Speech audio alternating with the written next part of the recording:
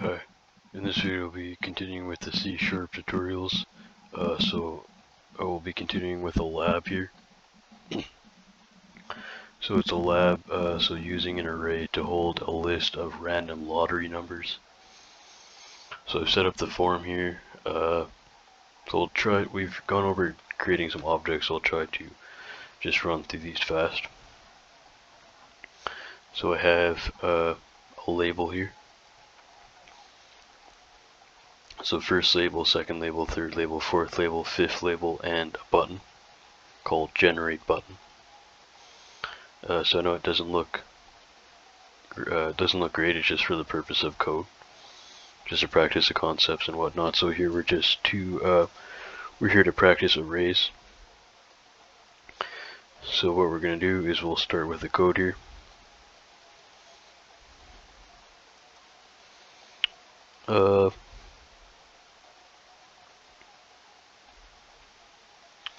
So let's start with that button.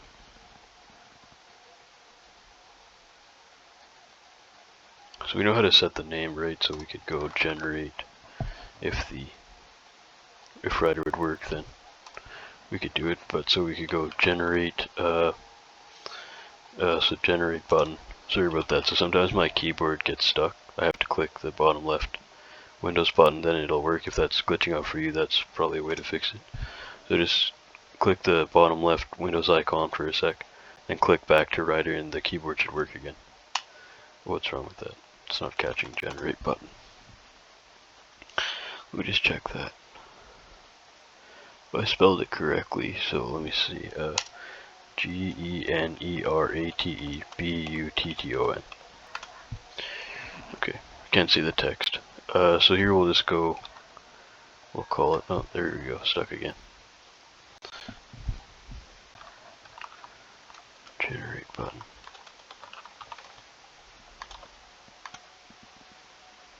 Unless writer's glitched out now, where you can't access the identifiers from the, oh, no wonder, okay. So hopefully this works, third time, oops, fourth time. Alright, hopefully that works this time, so let's try, hopefully, if we can get this accessed.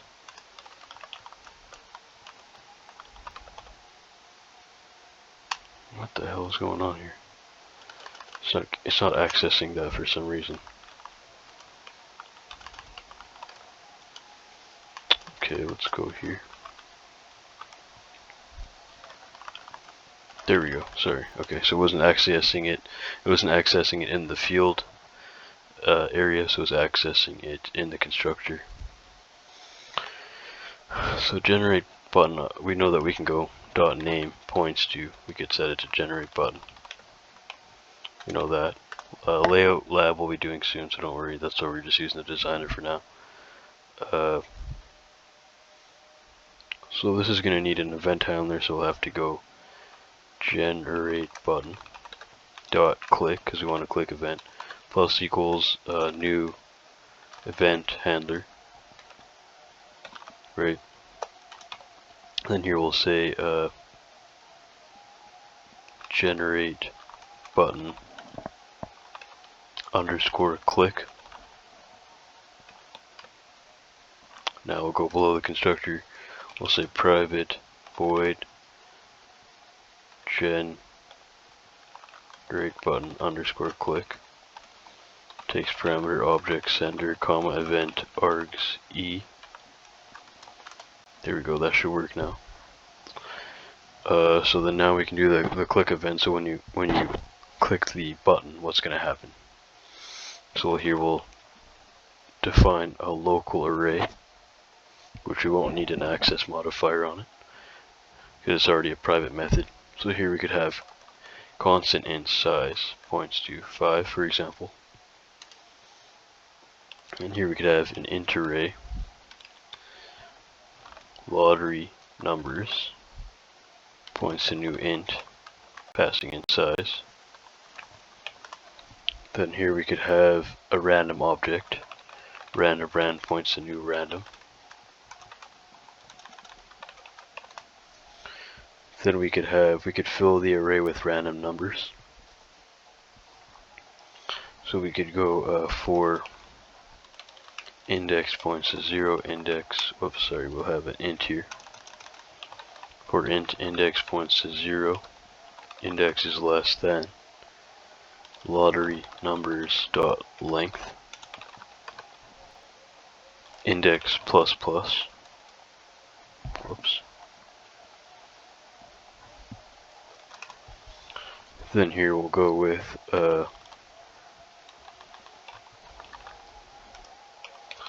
lottery numbers of array index points to rand dot next. So that should give you a random int between 0 and 100. So I think it's 0.99 in this case. So I think it's 100 minus 1. So whatever it is, it'll be n minus 1 for the formula for random numbers. So that should be correct. Let me just click on problems to see. Alright, so there's just warnings there, no red stop signs. So we have lottery numbers of array index points to rand.next passing in 100 as a parameter, which would give us random values between 0 and 99, in this case 5 of them. Now here we'll set the labels. We can access the labels here. Labels we could give names. We'll just skip that. It should set them without, because we already kind of set the identifiers in the drag and drop, but we could always reset them. We could reassert them in code as well. We'll just skip that. It's going to take too much time. We've already done that before. So here we could just go first label dot text. So that's going to set the labels text property points to lottery numbers of array index 0 dot toString. Then we could go second label dot text points to lottery numbers of array index 1 dot toString. I think Ryder just finished that code for me. That's not good. Okay, so then we'll go with the rest of them. Third label. Yeah, it's finishing the code for me, stupid thing. I'm not trying to turn that off. Let me try to turn that off somehow. How to turn off. I should ask this to ChatGPT. ChatGPT will probably know. Okay, let me ask Google while that's loading, how to turn off auto code completion. I think I had it turned off before I deleted it. Like this version of it in Ryder.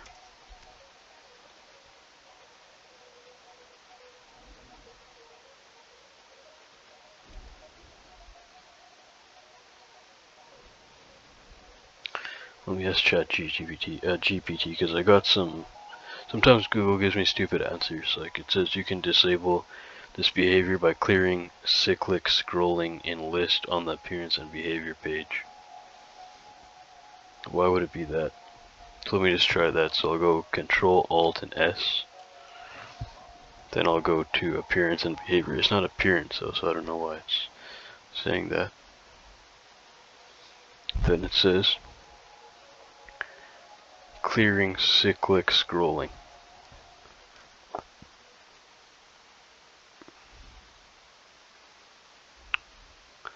Sometimes these definitions are kind of they're from Prague. Is that in the Czech Republic? They speak another language there, I think. So sometimes these definitions have like bad English. Okay, I'm not seeing anything here. Let me ask ChatGPT. Sorry about that. I just don't want to have it finishing all the code for me.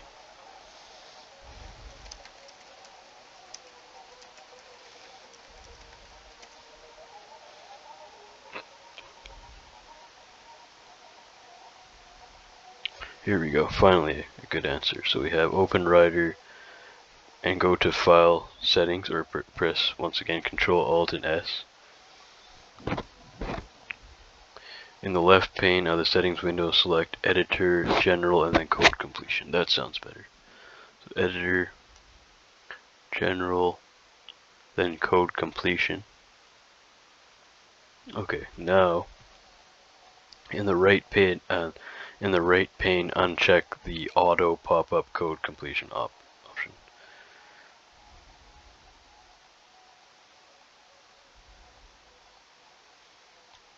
Okay, I'm not sure if that's going to work because pop-up is fine. It actually finishing sentences for me is what I don't want. In the right pane, uncheck the auto pop-up code completion. Right pane. Should be somewhere here. Type matching completion. I want to turn all this shit off. Sorry for swearing. Hopefully I don't. Can you? I'm not sure if you can swear on YouTube either. Let me ask that. Can you say shit on a YouTube video?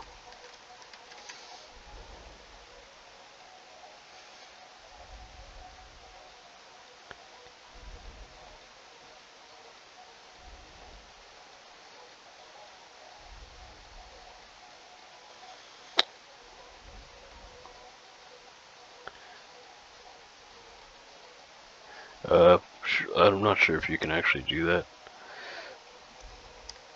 I just don't want this video to get deleted. Can you swear on a YouTube video? Then I'll have to restart or cut that out.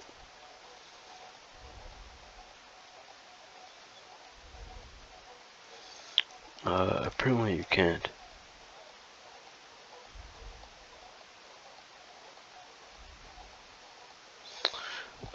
Okay, it says that it's like borderline. I might have to try to cut that out or something. Okay, apologize for that. I didn't mean to swear. Anyways, we have, so I'll take out type. I don't think you can see this, but type matching completion I turned off. Show suggestions is fine.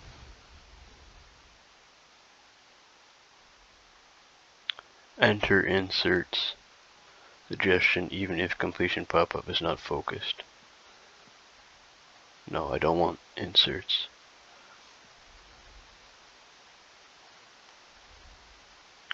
Show import items in basic completion.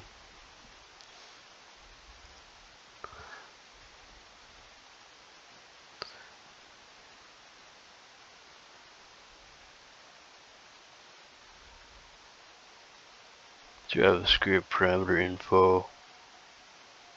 Pop. I just like IntelliSense is okay. It's like actually it finishing code for me is what I don't want. So let me try that again. Third label dot text. There we go. Points to.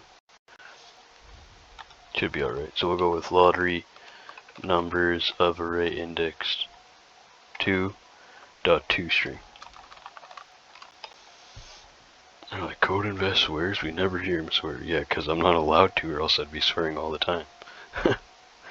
Okay, so we have first label.text points to lottery numbers of array index 0.toString.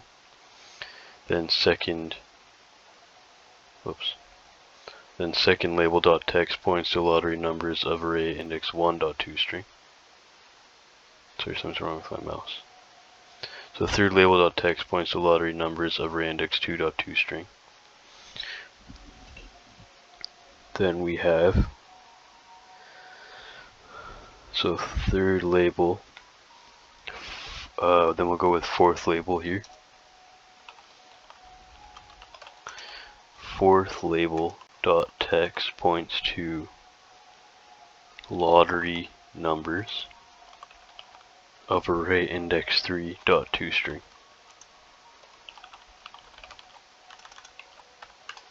And we'll go with fifth label dot text points to lottery numbers of array index 4.toString.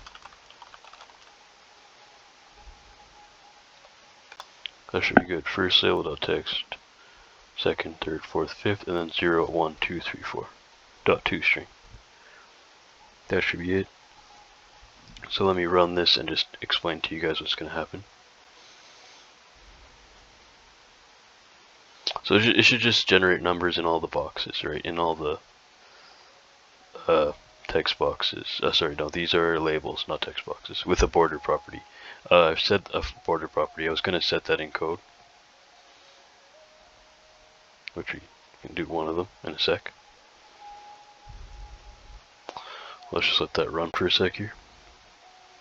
As long as it works, then we know that the code was fine. Okay, so it runs, generate, numbers went into the boxes, and the size of the numbers are small, but it worked. Now let me just, we've done this before, but let me just show you guys how to set that label. So let's just, do we say label? Yeah, we want a label. Okay, so we want first label dot name. We'll set it to first label, just to make sure that works. First label. Then we have here first label dot border style points to border style. Then you have to say dot fixed single. That it's all capitals, rather than Java it would not be capitals. So it's first label dot border style points to border style dot fixed single. That should set. You can set them for all of them. That's just how to do one of them. That's actually the end of the lab, but it's still kind of a little bit early, so we could just continue on. So watching for off by 1 errors. So just make sure the array size matches the index you're trying to get into. If you have some kind of code trying to access an index that is either too big or too small, like, yeah, I guess, well, too small probably wouldn't matter unless it's like a negative number. But if you try to access an element that's, or you could maybe, but access something out of range that's not the right size. So if you have like an array index of 3 and you're trying to access element -1, you won't be able to. Only 0, 1, 2. You won't be able to access index 3. So that's usually a common mistake. You'll try to access index 3 when it only goes from index 0 to 2. So just make sure it's in the bounds, or you get an exception.